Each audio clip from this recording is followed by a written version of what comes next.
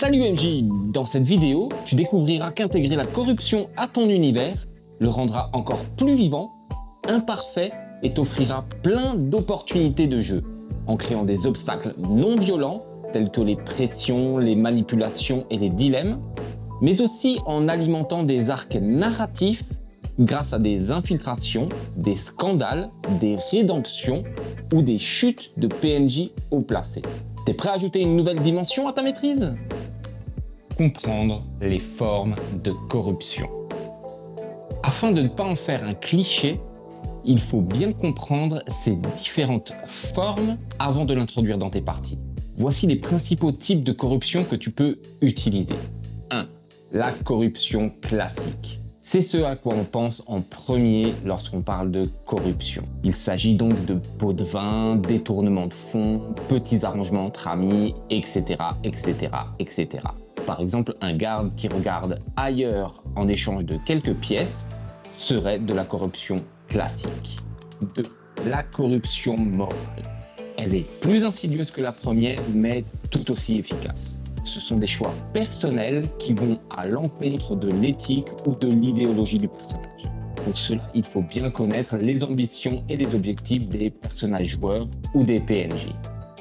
Un exemple de corruption morale serait un paladin couvrant un noble pour le bien de la cité. 3. La corruption magique. Celle-ci est due à des influences surnaturelles, des pactes ou des tentations par des entités. Un exemple de corruption magique serait un archimage donnant des conseils erronés au maître de la cité suite à la corruption de son esprit par un artefact maudit. 4. La corruption systémique. Alors là, on part sur de la corruption classique, mais en fois 1000. Le cœur de l'institution est pourri. Que ce soit la justice, le clergé, l'armée et voire même la noblesse. Par exemple, dans une ville, les procès sont truqués et les impôts sont volés par les officiers. Intégrer la corruption dans ton monde. Maintenant que tu as bien compris que la corruption peut prendre différentes formes, tu devras 1. Identifier les secteurs touchés, que ce soit la garde, le clergé, les marchands, la justice. Cela te permet de connaître leurs limites d'action, mais aussi de voir les connexions qu'il peut y avoir si plusieurs secteurs sont touchés. Ainsi, cela te facilitera la mise en place lors de tes parties. Afin de nuancer la corruption dans ta ville ou ton univers, tu dois aussi créer des PNJ intègres afin que tout ton univers ne soit pas pourri. 2. Pourquoi sont-ils corrompus? Cela peut venir de la peur, de l'appât du gain, du fanatisme, de l'ambition, peut-être même du chantage. Tu verras que cela donnera de la texture et du réalisme aux PNJ corrompus. Tu arriveras même, peut-être, grâce à cet élément, à retourner l'opinion des personnages joueurs sur le PNJ. Grâce à cet élément, tu auras une idée de comment les personnages joueurs peuvent déjouer, voire même éradiquer la corruption que tu leur présentes. 3. Intensité de la corruption.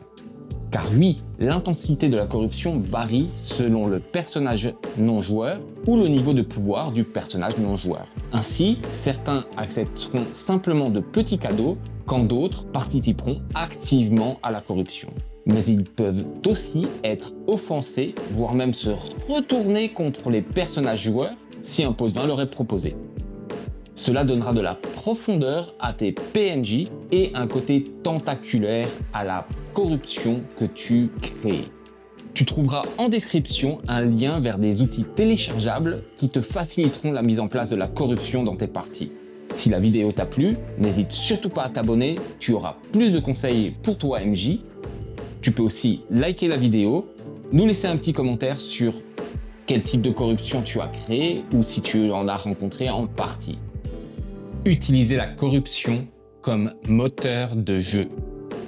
Voici quelques exemples sur comment la corruption peut te servir en jeu. 1. Le one-shot ou le scénario secondaire. Une enquête sur la disparition de la fille d'un marchand. Il s'avère qu'il a refusé de payer la taxe de la garde de la cité. Ou alors, un archimage contacte les personnages joueurs afin qu'ils s'infiltrent dans la guilde d'une petite ville car il soupçonne qu'il s'y passe des choses étranges. En réalité, les mages de la guilde ont été corrompus par un archidémon en échange de puissants hommes occultes. Ou alors, suite à leurs aventures dans le donjon qu'ils viennent d'explorer, les joueurs ont découvert que le bourgmestre, qui prétend avoir sauvé le village des raids d'orques, avait en réalité passé un pacte avec eux qui consistait à leur livrer des enfants en échange de l'arrêt des raids sur son village. 2. Les interactions. Par exemple, les personnages joueurs peuvent être victimes, témoins ou même complices de la corruption. Par exemple, on leur propose un pot de vin pour se taire. Comment vont-ils réagir? 3. L'utilisation en campagne. La corruption peut faire partie de ta campagne et se révéler petit à petit au fil des parties. Par exemple, le commanditaire des personnages joueurs utilise les infos qu'il lui donne pour faire chanter des personnes haut placées. Mais tu peux aussi l'utiliser comme thème central. Par exemple, une ville corrompue à sauver ou peut-être à dominer. Créer des PNJ corrompus crédible. Afin de créer un bon PNJ corrompu, tu devras définir 1. Sa motivation. Elle doit être claire, ce qui te permettra de faciliter son interprétation et t'aidera à déterminer ses actions et réactions face au personnage joueur. Sa corruption peut avoir pour source son ambition, la vengeance, l'idéologie ou la peur. 2. Une dissonance entre son apparence publique et la vérité. Par exemple, un juge faisant de longs discours sur la valeur de la justice qui, en échange de quelques sous, relâche les criminels. 3. Un petit détail révélateur. Par exemple, un tic nerveux lorsqu'on parle du sujet de la corruption ou alors peut-être un symbole caché. Rappelle-toi qu'il n'est pas forcément méchant. Il peut être corrompu pour sauver sa famille ou peut-être juste manipulateur mais serviant. Bien doser la corruption. Mes conseils pour bien intégrer la corruption dans tes parties sont les suivants. 1. Ne rends pas tout le monde corrompu. Le contraste donne du relief. 2. Alterne entre la corruption visible et la corruption subtile. 3. Utilise-la pour tendre un miroir à tes joueurs. Que feraient-ils à leur place? Et 4. Garde en tête le ton de ta table. Que ce soit de la tragédie, de la satire, des intrigues ou de la politique.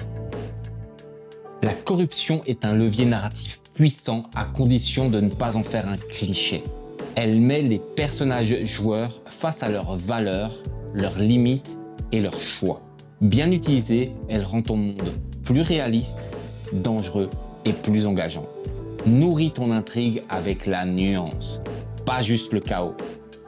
Si la vidéo t'a plu, n'hésite surtout pas à t'abonner, tu auras plus de conseils pour toi MJ. Tu peux aussi liker la vidéo, ça m'aidera énormément. Tu peux la partager avec tes collègues MJ et nous laisser un petit commentaire pour nous expliquer comment tu gères la corruption dans ton monde. Je te rappelle que en description, tu trouveras un lien téléchargeable vers des outils qui te faciliteront ta préparation et ta maîtrise.